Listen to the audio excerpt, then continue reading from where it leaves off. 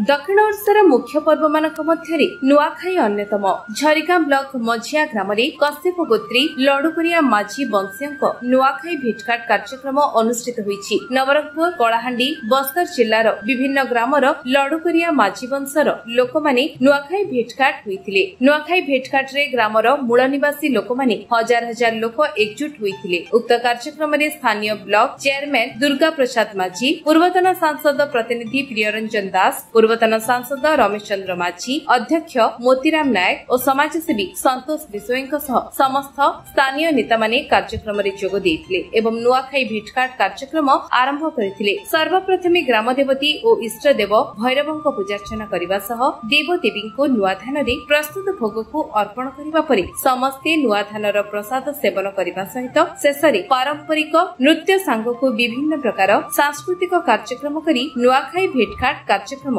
समाप्त करा जायतिला। ସେମାନେ नुआखाई भेटघाट रखथिले एवं आमान को भी निमंत्रण करथिले। से कार्यक्रम रास्तिले आउ निश्चित भाव तार जो परिवार वर्ग जो हजार हजार संख्या अछंती देखला पर हम निजक मते बहुत खुशी लागिला एवं आनंद लागिला।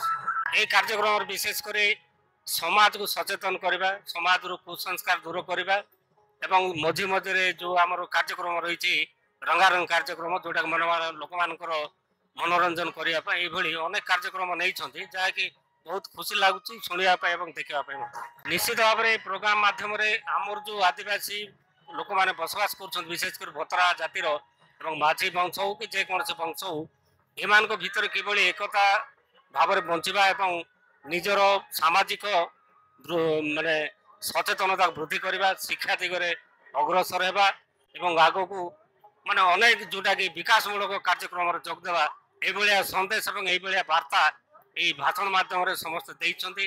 तो से लोक मैंने निश्चित भाव में ग्रहण करेंगे और आगामी दिन को निजर कार्यशैली ग्रहण करी निश्चित भाव में गोटे भल मनीष भल नागरिक हो पारे सन्देह ना। उमरकोट अभिषेक बेहरा का रिपोर्ट, विश्व विजय न्यूज ओडिशा।